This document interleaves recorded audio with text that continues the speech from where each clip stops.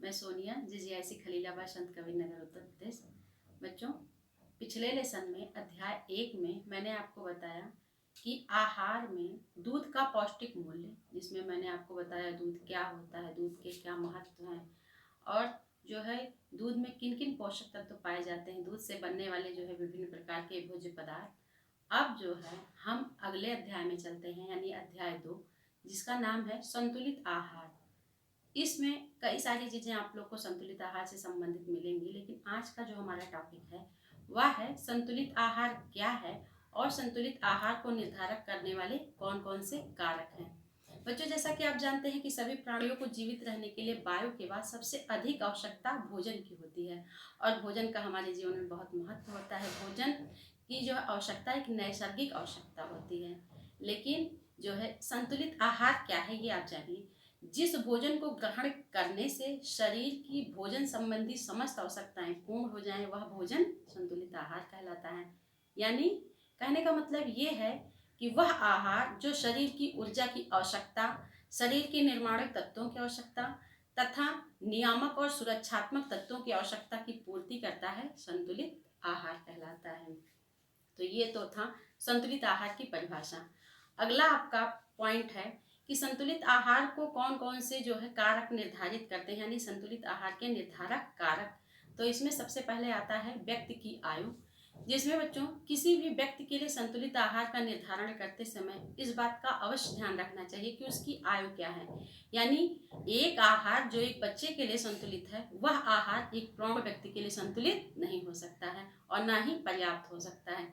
जैसे बाल्यावस्था में बच्चों का शरीर जो है बढ़ता रहता है, उनके शरीर में ग्रोथ अधिक होती है, तो इस अवस्था में बच्चों के आहार में प्रोटीन, वसा, कार्बोहाइड्रेट की मात्रा अधिक होनी चाहिए। लेकिन जो वृद्ध लोग होते हैं, प्रौढ़ावस्था वाले लोग होते हैं, उनके आहार का नियोजन करते समय आपको जो है वृद्धिकारक तत्वों के समावेश की आवश्यकता अधिक होती है, क्योंकि जो वृद्ध लोग होते हैं उनकी पाचन शक्ति घट जाती है और उनके आहार में जो है अधिक वसायुक्त भोजन नहीं शामिल करने चाहिए।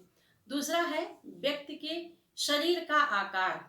आहार आयोजन करते समय आप जो है व्यक्ति के शरीर का आकार भी ध्यान में देंगी।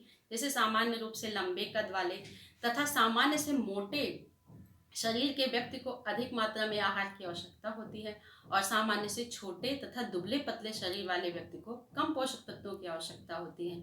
जिन लोगों का वजन कम है उनका जो है संतुलित आहार निर्धारित करते समय आहार में जो है वृद्धि कारक पोषक तत्वों की मात्रा अधिक होनी चाहिए, जबकि मोटे व्यक्तियों के लिए संतुलित आहार में वृद्धि कारक तत्वों तथा वसा की मात्रा को कम कर देनी चाहिए। अगला पॉइंट है आपका लिंग भेद संबंधी कारक।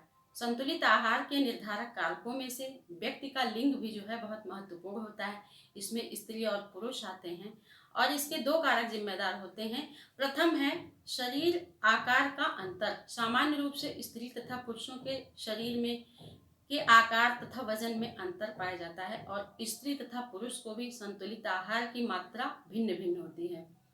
जैसे महिलाएं जो है घर में रहती हैं तो उस हिसाब से उनको संतुलित आहार की मात्रा में थोड़ी कैलोरी की कम आवश्यकता होती है और पुरुष लोग चूंकि वो ज़्यादा श्रम साध्य काम करते हैं, घर बाहर दौड़ने धूपने वाला काम करते हैं, तो उनको ऊर्जादायक पोषक तत्वों की मात्रा अधिक होती है। लेकिन स्त्रियों के जीवन में कभी कभी कुछ विशिष्ट अवस्थाएं भी आती हैं, जैसे गर्भावस्था, स्तनपान करने की अवस्था। तो इस अवस्था में स्त्री के आहार में संतुलित आहार की मात्रा थोड़ी बढ़ा देनी चाहिए। अगला है आपका शारीरिक श्रम संबंधी कारक।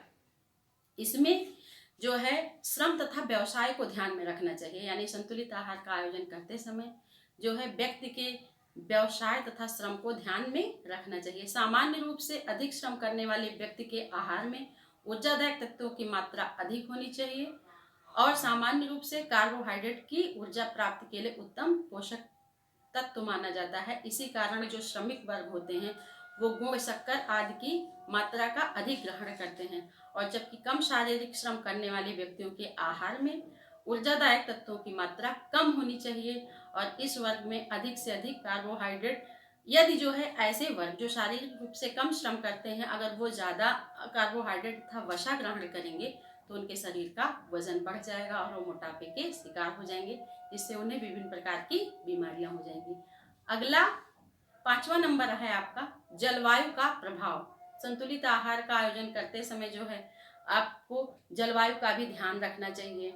जैसे कुछ देश ऐसे होते हैं जहाँ की जलवायु ठंडी होती है, तो वहाँ पे जो है संतुलित आहार की आवश्यकता उन लोगों को अधिक होती है, लेकिन उनके आहार में ऊर्जादायक पोषक तत्वों की मात्रा को जो अधिक सम्मिलित किया जाता है। इसके विपरीत जहाँ की जलवायु कम होती है, गर्म होती है, वहाँ पे जो है संतुलित आहार की मात्रा कम होनी चाहिए, क्योंकि गर्म जलवायु में पसीना अधिक आता है और पसीने के माध्यम से खनिज लवणों की जो है हानि अधिक होती है। अतः गर्म जलवायु में रहने वाले व्यक्ति के आहार में खनिज लवणों की मात्रा अधिक होनी चाहिए।